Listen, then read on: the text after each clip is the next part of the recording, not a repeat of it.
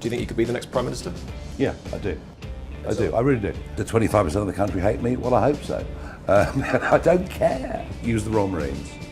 Tow the roads back to France. The common reaction now from people is, you're the last chance, mate. In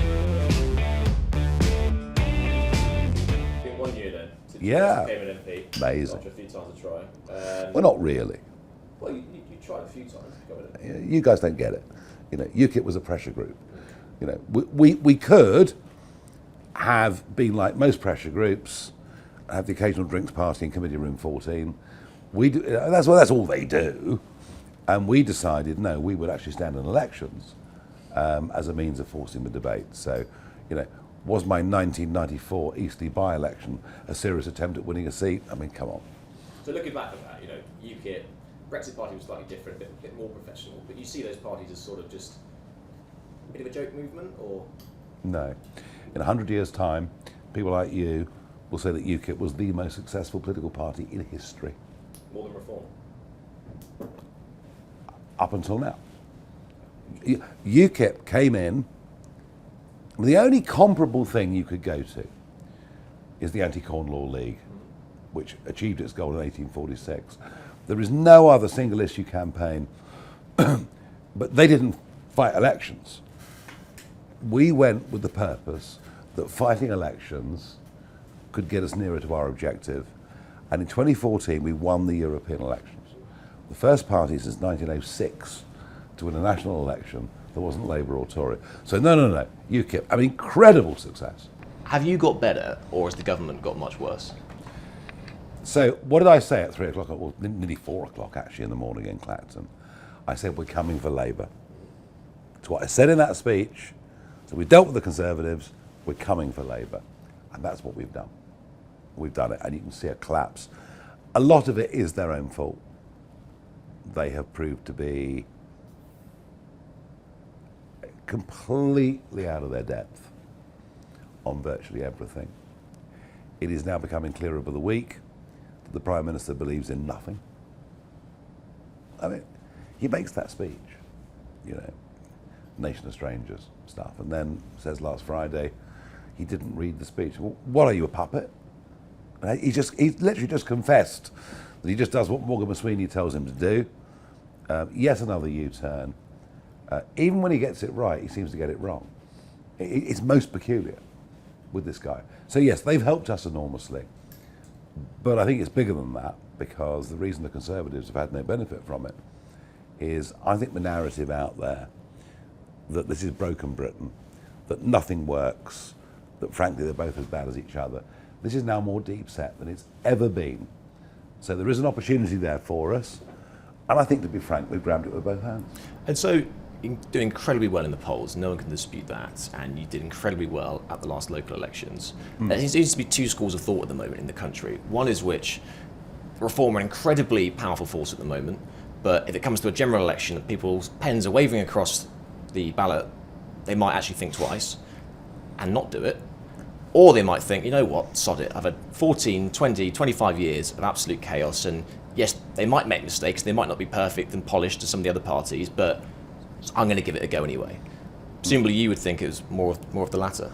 I think May the 1st changed things enormously. I think what May the 1st did was to say vote Reform, get Reform.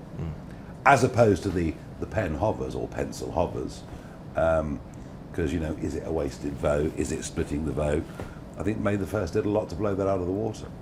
And if people go into the polling booth thinking at the next election we have a serious chance of winning, then we do, if you see what I mean. But is that different? Because you mentioned before the UKIP in 2014 when you topped the European. I know European parliamentary elections are different in the way they're calculated, sort of, you know, first past the post. But is there not a danger of that history repeating itself? Never in the field of British politics have so many votes led to so few seats. 4 million votes and 1 seat. I mean, it's just nothing like it's ever happened before. So I know a lot about this from very bitter experience. But there comes an inflection point. And so when you look at May the 1st, we scored in the low 30s overall, but won 41% of the seats. I mean, Labour got 1/3 of the vote and 2/3 of the seats. So, you know, there are some glaring inconsistencies with first past the post, but it's now strangely working to our advantage. A bit more detail. When you're going around the country and touring all of these halls and doing all of these rallies, what's the typical reform voter to you? Because beforehand it was, maybe more older people. Now you're getting a lot of young people. So what are they saying? What are their main gripes in life? So I have this thing that I call the supermarket test. That you go to the supermarket occasionally and you push your trolley around and you buy the essentials, tonics, limes, that sort of thing. And as you're going around, people come up and talk to you. And 10, 12 years ago, they'd look left and right and say, have a good work. And keep going. Hope the neighbours hadn't seen. You were like their secret, your sort of guilty secret, in a sense. And as the years have gone by, I've had different reactions. The common reaction now from people is, you're the last chance, mate. You're the last chance. If you don't get in, we're screwed. A feeling that we've got one more shot at this. A feeling that democracy just doesn't work anymore. Maybe we're nearing the end of times for the democratic process, for the country that we know and understand. No, it's a very different vibe. It's a very different vibe.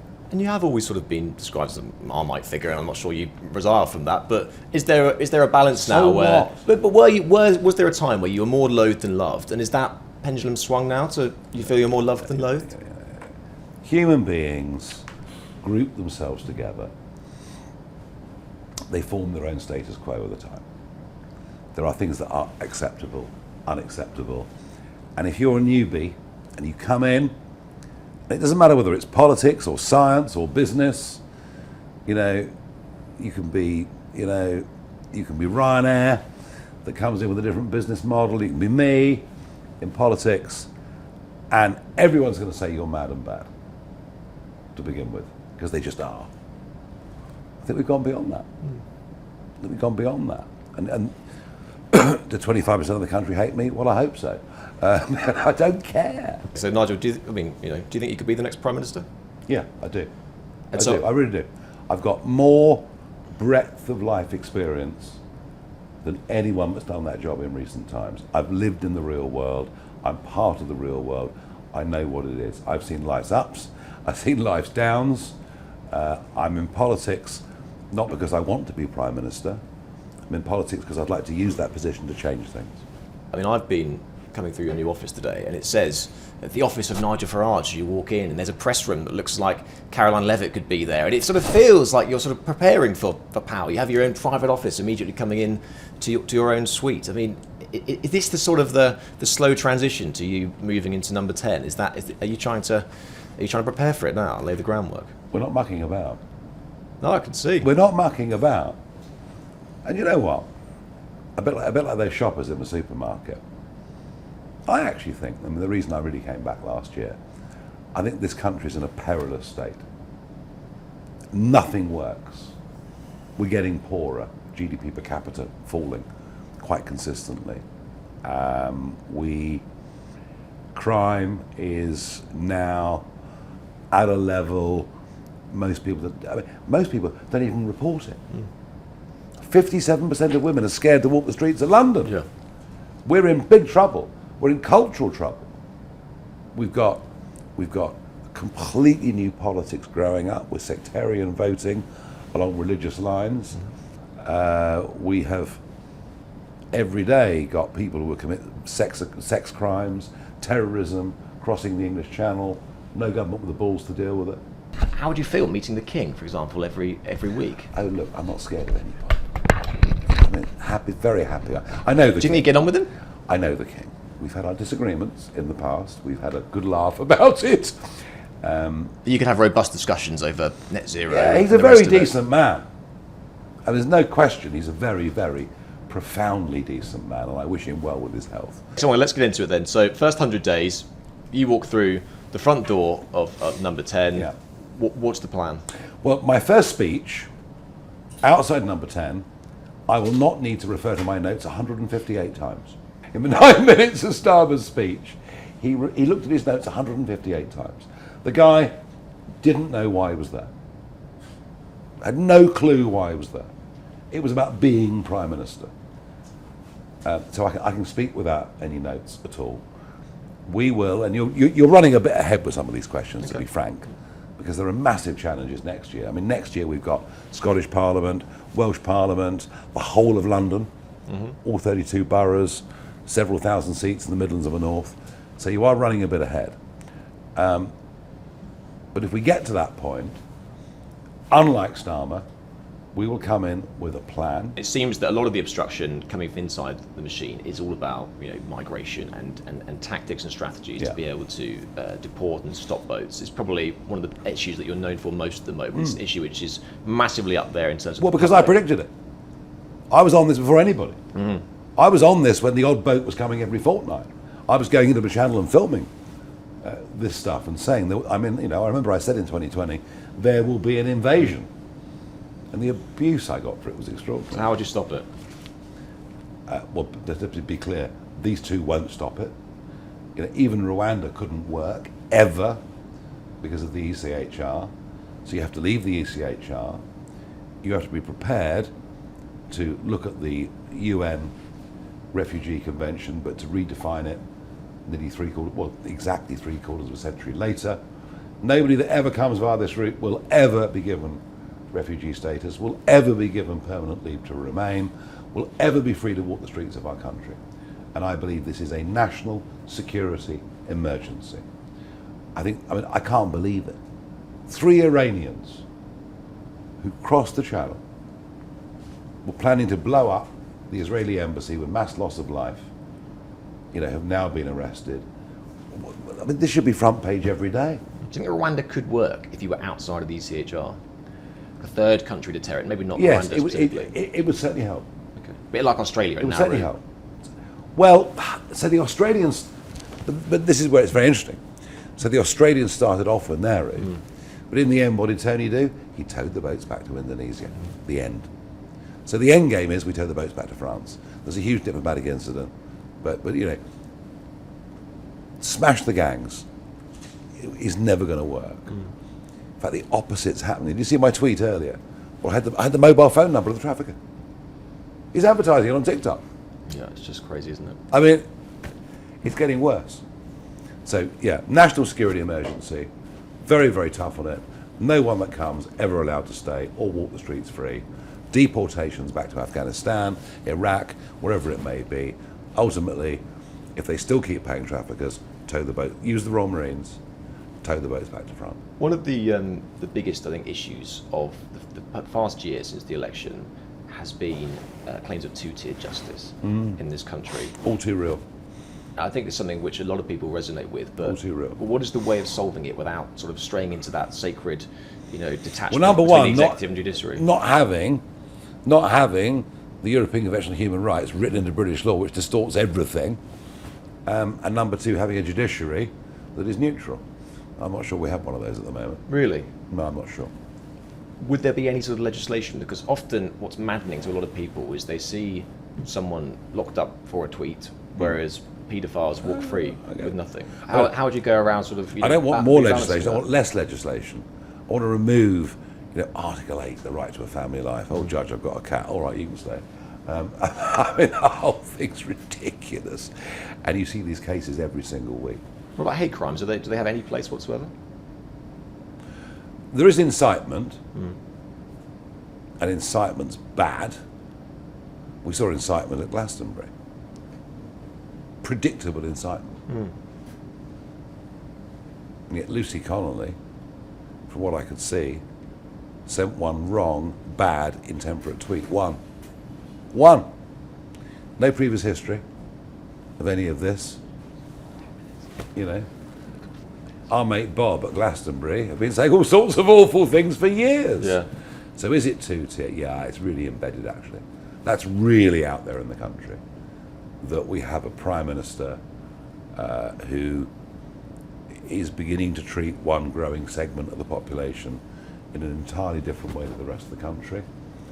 And I think the anger on this is really growing. When you saw those crowds chanting it back, what did you think? Are they just useful idiots, or does that speak to a sort of a wider, problem in society? Well, I think if you can afford 380 quid to go, you're probably from the upper middle classes, called Jocasta, and got a somewhat distorted view of the world. Also, the mob acts as a collective and does things and says things, and you wake up the next morning and you think, why did they do that? So, yeah. And so what would you say is the biggest? Because Wales, it looks like it could well be the largest party. Yep, Wales is a real opportunity. Scotland, fascinating. That by-election, we came from nowhere to get within a few hundred votes of all of them. That was remarkable. London, we could just surprise people in London. With Labour, they do seem to be shifting to a new strategy of attacking you for being a private school stockbroker. Yeah, that's not going to work, is it? Why? Why don't you think? People don't care where you come from, they care where you're going. And they care, are you on their side? And anyone that thinks painting me out to be a toff is going to work or land is completely wrong. I get on with everybody. Do you rather give up smoking or give up booze? I could never give up smoking. Give up booze rather than smoking? Absolutely. And I do regularly stop. What's your dream holiday? Do you ever have a holiday?